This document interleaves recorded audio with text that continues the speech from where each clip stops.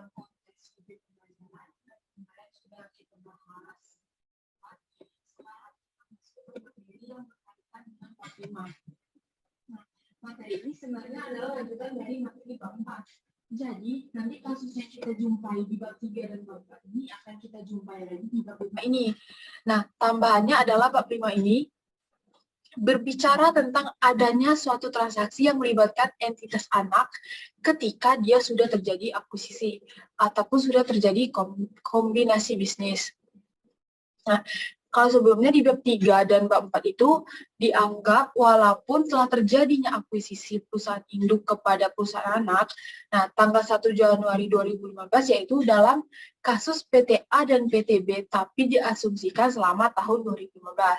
Nah, tidak ada transaksi yang melibatkan antara entitas induk yaitu PTA dan entitas anak, yaitu PTB. Kalau di bab 5 ini, dia telah terjadi akuisisi di tanggal 1 Januari 2015.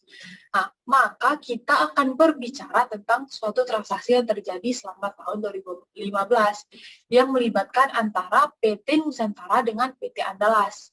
Nah, ini dibagi menjadi 3 bab, yaitu bab 5, bab 6, dan bab 7. Nah, bab 5 ini berbicara tentang transaksi yang terjadi antara induk dan anak. Nah, hubungan tersebut ada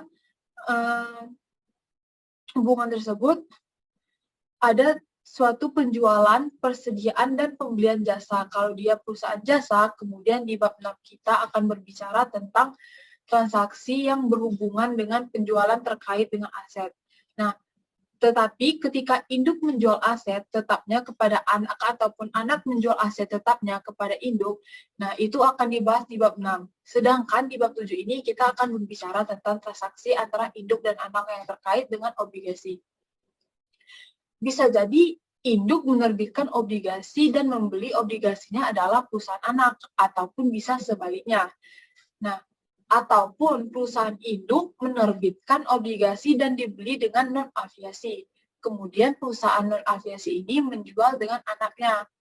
Nah, hal tersebut bakal dibahas di bab 7 dan di bab 8. Nanti lebih kepada membahas isu-isu seputar konsolidasi. Nah, sekarang kita mulai dari transaksi antara entitas induk dan anak. Di mana dalam suatu kaitan dengan penjualan persediaan dan pembelian jasa, jadi ketika induk sudah mengakuisisi perusahaan anak, maka bukan berarti mereka tidak boleh melakukan transaksi antar mereka. Bahkan itu sangat banyak dan sangat mungkin muncul transaksi yang melibatkan induk dan anak. Karena apa? Karena salah satunya motivasi dari yang dilakukan kombinasi bisnis itu karena motivasi manajemen laba. Jadi, riset mengatakan bahwa ketika terjadi kombinasi bisnis, itu patut diduga bahwa aktivitas manajemen laba yang dilakukan perusahaan tersebut juga menghasilkan hasil yang sangat besar. Nah, misalnya, induk menjual besar-besaran barang kepada perusahaan anak karena ingin meningkatkan angka penjualan. Nah, karena menjelang akhir tahun, penjualan itu dihitung ternyata menurun drastis. Kemudian yang dilakukan oleh PT Induk ini ialah dengan melakukan penjualan barang dagangan. Nah, maka dari itu, transaksi hubungan istimewa menjadi transaksi yang melibatkan suatu hubungan antara induk dan anak. Tidak boleh muncul pengaruhnya dalam suatu laporan keuangan konsolidasi. Nah, yang boleh muncul dalam laporan keuangan konsolidasi ini adalah transaksi yang di luar transaksi induk dan anak. Nah, kan induk menjual barang dagang kepada anak, berarti induk melakukan pencatatan dong. Nah, tentu iya, dia melakukan pencatatan karena itu adalah transaksi penjualan. Ada bukti penjualan, dan anak akan mencatat itu karena itu adalah suatu transaksi. Nah, masing-masing pembukuan perusahaan induk dan anak itu akan dicatat, sehingga kita yang menyusun laporan keuangan konsolidasi dalam neraca saldo penjualan yang ada di neraca saldo PT Induk, nah itu termasuk di dalamnya. Dan ada juga penjualan kepada perusahaan anak. Kemudian, pembelian-pembelian yang dilaporkan ataupun persediaan, kalau dia menggunakan perpetual, kalau persediaan yang dilaporkan dalam neraca saldo itu PT anak, itu termasuk persediaan yang diperoleh dari PT induk. Hak waktu menyusun laporan keuangan konsolidasi, maka pengaruh dari transaksi induk dan anak. Dan ini juga tidak boleh dimunculkan, maka harus dieliminasi. Maka nanti ada proses kita mengeliminasi penjualan yang dilakukan oleh induk. Nah, kepada anak itu harus dieliminasi. Kemudian, bagaimana jika seandainya anak yang membeli persediaan barang dagangan dari induk tadi, telah menjual barang-barang dagangan tersebut kepada perusahaan non-afiliasi, maka penjualan yang mereka lakukan bukan ke PT induk, tapi ke non-afiliasi. Nah, penjualan yang diakui adalah penjualan yang dilakukan anak kepada perusahaan non-afiliasi. Nah, itu boleh muncul. Tapi kalau induk menjual ke anak 10 juta misalnya, kemudian anak menjual barang dagang yang dibeli tadi sebesar 15 juta ke non-afiliasi, yang boleh muncul sebagai penjualan hanya yang 15 juta saja. Yang 10 juta tidak boleh diakui, karena itu dianggap transaksi ke diri sendiri. Nah, karena PT anak ini adalah milik perusahaan induk, jadi yang boleh muncul sebagai penjualan adalah 15 juta. Nah, nanti kita bahas sebelum masuk ke PT Nusantara dan PT Andalas dalam bab 5 ini. Adapun kasus-kasus kecil, karena nanti ada kemungkinan apakah ketika induk menjual suatu barang dagangan ke anak di tahun 2019 misalnya, nah apakah barang dagangan yang dibeli anak itu terjual semuanya di tahun 2019 ataupun belum terjual sampai dengan 30 Desember 2019, karena barang yang dibeli dari induk tadi belum terjual semua ataupun sudah terjual sebagian. Nah, jadi nanti ada 3 skenario yang hubungannya dengan transaksi induk menjual ke anak. Jadi di sini saya akan menjelaskan lagi tentang laporan keuangan konsolidasi. Jadi kita harus paham apa yang dimaksud dengan laporan keuangan konsolidasi itu.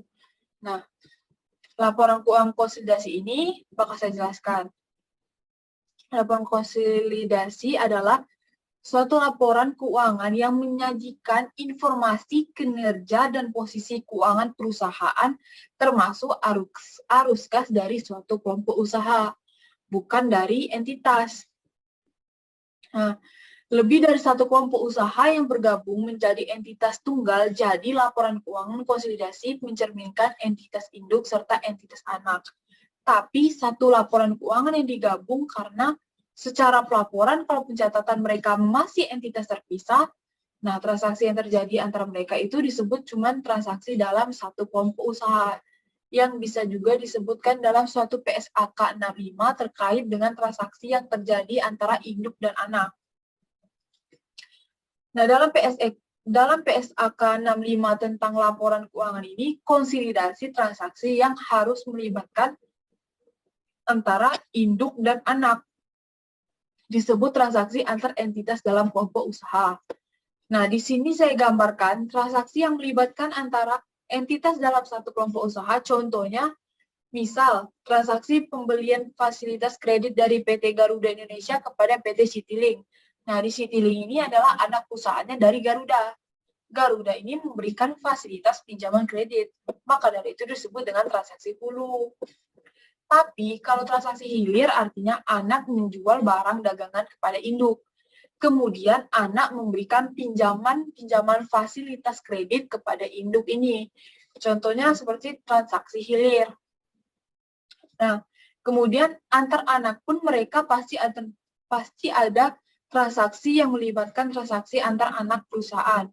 Jadi kalau entitas induk ini punya 2 anak, A dan B, maka antar anak pun terjadi suatu transaksi. Tapi ini tidak dibahas dalam akuntansi keuangan lanjutan. Kemudian karena ada transaksi yang melibatkan induk bertransaksi dengan anak, maka sudah saya jelaskan tadi dampak dari transaksi itu. Nah, tidak boleh muncul dalam laporan keuangan konsolidasi. Sehingga untuk menjadikan dia tidak muncul, dampaknya terhadap laporan keuangan konsolidasi, maka harus dieliminasi. Nah, sekarang kita fokus di bab 5 ini untuk transaksi entitas induk dan entitas anak dalam kaitannya dengan penjualan, persediaan, dan pembelian jasa. Nah, dampak terhadap pencatatan entitas induk dan jurnal, eliminasi transaksi penjualan, persediaan entitas induk dan anak adalah contoh transaksi antar entitas dalam satu kelompok usaha. Nah, dalam transaksi itu pasti memunculkan adanya keuntungan ataupun kerugian. Nah, keuntungan ataupun kerugian yang muncul tersebut ada yang dikatakan belum terrealisasi, ada yang sudah terrealisasi. Dalam periode tersebut, kapan keuntungan ataupun kerugian itu sudah terrealisasi? Ketika barang dagangan yang dijual dari PT induk kepada PT anak itu dalam periode yang sama. Semuanya oleh PT anak ke perusahaan non-afiliasi. Maka dari itu dikatakan keuntungan sudah terrealisasi dalam periode yang sama. Tapi, kalau seandainya PT induk ini menjual pada PT anak tahun 2019 sampai 31 Desember 2019, ternyata barang dagangan oleh PT anak kepada PT induk itu belum terjual. Maka keuntungan ataupun kerugian dari PT induk dan anak belum terrealisasi. Nah, kalau dia dikatakan belum terrealisasi, maka harus ada pencatatan yang dilakukan perusahaan induk untuk menanggungkan keuntungan ataupun kerugian tersebut. Nah, jurnal eliminasi ini terkait transaksi jual beli persediaan antar entitas induk dan anak tergantung pada posisi persediaan pada akhir periode. Nah, ketika seluruh persediaan yang diperoleh dari induk sudah terjual ke perusahaan non-aviasi, maka ini akan terbagi menjadi 3 skenario. Skenario pertama yaitu persediaan yang dibeli PT Samudra terjual semuanya pada periode sekarang dengan harga jual sebesar 16 juta. Nah, di skenario yang kedua, seluruh persediaan dari PT Palapa belum terjual sampai dengan akhir periode. Dan skenario ketiga adalah suatu bagian dari persediaan yang diperoleh dari PT Samudra, dari PT Palapa, baru sebagian terjual. Nah, sebesar 75% sebesar 12 juta. Nah, untuk skenario yang ke-1, yang seluruh persediaan terjual kepada perusahaan non-aviasi pada periode yang sama dengan PT anak memperoleh barang dagangan tersebut. Nah, maka gambarannya adalah PTP ataupun PT induk dan ada PTS kemudian dimulai dari PTP. Menjual kepada PT induk dengan harga jual sebesar 10 juta. Nah, sebelumnya PTP ini memperoleh barang dagangan tersebut 16 juta dari perusahaan non-afiliasi. Yang di luar dari kotak itu merupakan perusahaan non-afiliasi. Kemudian, PTP ini menjual barang dagangan tadi dengan harga 10 juta.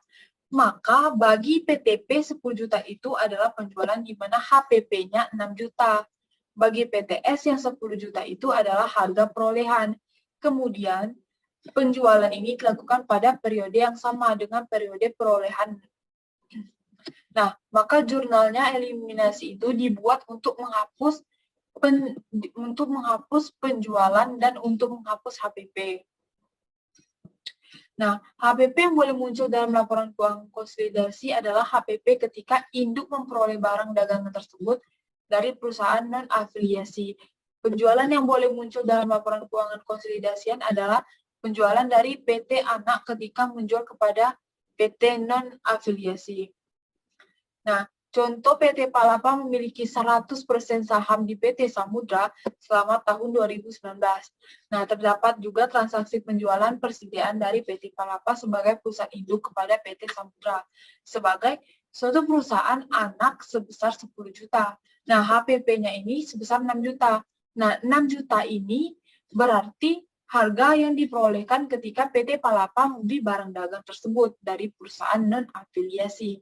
Maka ketika dia menjual barang dagangan tersebut kepada PT Samudra dengan penjualan sebesar 10 juta, dengan HPP sebesar 6 juta, yaitu sebesar harga perolehan ketika PT Palapa membeli dari perusahaan non-afiliasi.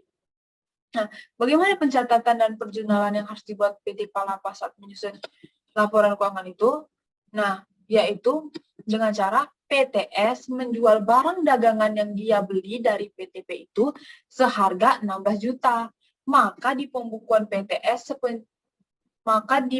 PTS ini penjualannya 16 juta, sedangkan HPP 10 juta. Karena PTS memperoleh barang dagangan tersebut dari PTP dengan harga perolehan sebesar 10 juta.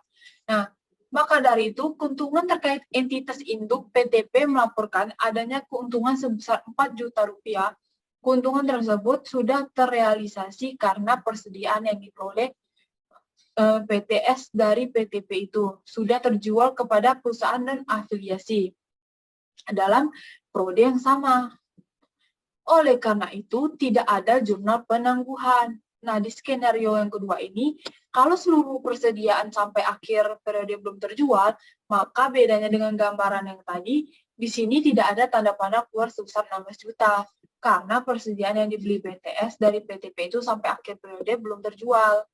Nah, maka dari itu dia masih menjadi persediaan adanya suatu keuntungan yang diperoleh sebesar 4 juta dan belum terrealisasi. Kenapa? Karena persediaan tadi belum terjual.